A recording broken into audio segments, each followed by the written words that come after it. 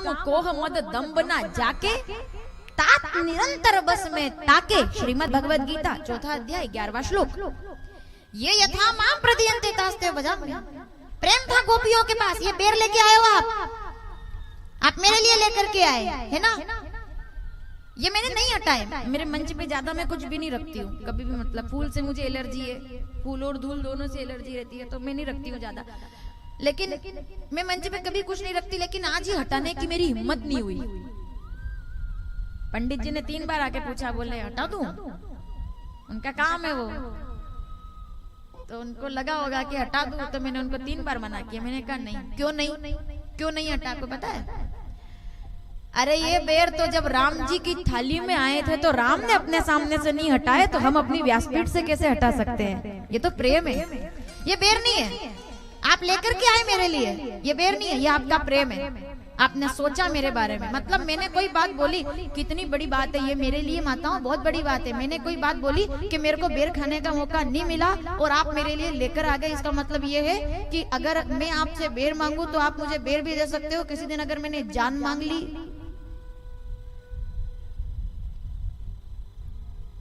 दे दोगे क्या? क्या बात है, अच्छा गर्दन तो ऐसा ही लई। एक बार ताली बजाओ माताओं के लिए। लेकिन एक बात है, जान भी देंगे वर्षा नगर के लिए, क्या जान देना, जान भी देना है तो दिल दिया है, जान भी देंगे। देना है जान तो मेरे लिए मत देना, किसी इंसान के लिए मत देना। भारत माता के लिए जान देने की बात करना तो आपका जान देना सफल हो जाए, मेरे लिए क्या जान देने की जरूरत है? आपकी जान का मैं करूँ भी क्या? आप सब जान दे दोगे तो मैं कथा कहाँ जाके सुनाऊंगा? रहने दो आप, तो बेरी बढ़िया आपने तो। ये बेर नहीं है, आप मेरे लिए प्रेम लेकर के आए हो। आपका एक प्रेम दिखाने का तरीका। मैंने कहा कि साहब सुखला दो, आपने ट्राली सुखले की दी, वो तो अच्छा हुआ। मैंने ये नहीं कहा कि बोर की ट्राली लाओ, नहीं तो यहाँ कहाँ अपन मंडी करनी पड़ती साहब। बोले यो कहीं, बोले यो प्रेम है। क्यों नहीं बेर हटाने का मन किया? क्योंकि छिलकों के इंतजार में फूलों की बास थी और बरसों से गुठलियों में दर्शन की प्यास थी। अरे कोई राम जी से जाकर के पूछ कि उन बेरों में कितनी मिठास थी जो शबरी मैया ने उनको खिलाए थे। ए शबरी धारा मीठा लागे बोर, इन बेरन में कोई कोई मीठा जिनकी खांडी कोर।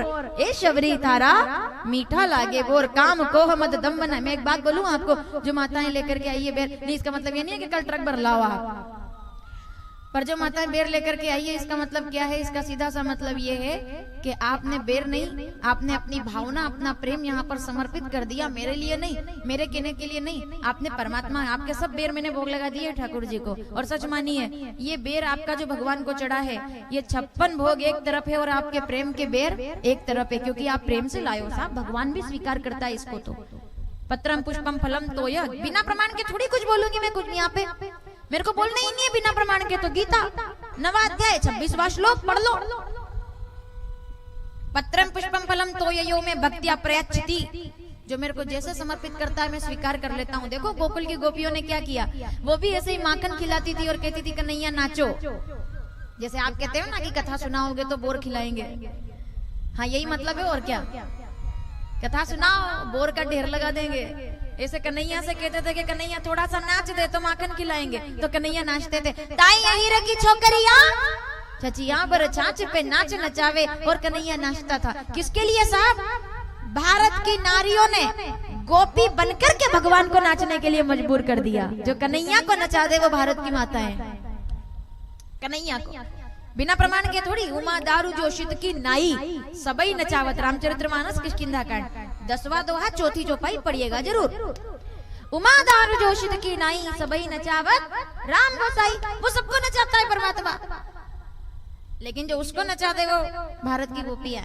ताई यही की छोकरियां, देखो कैसे कन्हैया खेल रहा है धूली में, धूरी भरे अति शोभित। कन्हैया से पूछा क्यों धूल में खेलते रहते हो? कन्हैया कहते हैं कि जो आनंद इस मिट्टी, रसखान ने ये थोड़ी लिखा कि मैं कन्हैया को प्रणाम कर रहा हूँ, नहीं, रसखान ने ये नहीं लिखा। पहले ये लिखा कि दूरी भरे अति शोभित श्याम जू, मतलब मैं कन्हैया को केवल प्रणाम नहीं कर रहा, मैं तो उस कन्हैया को प्रणाम कर रहा हूँ जो सोना चांदी हीरे मोती छोड़ करके भारत की मिट्टी को सिर पर लगा रहा है, जो मिट्टी को अपने सिर पर धारण कर रहा है। ऐसे गोविंद को मेरा प्रणाम है, मैं उसको प्रणाम करता हूँ।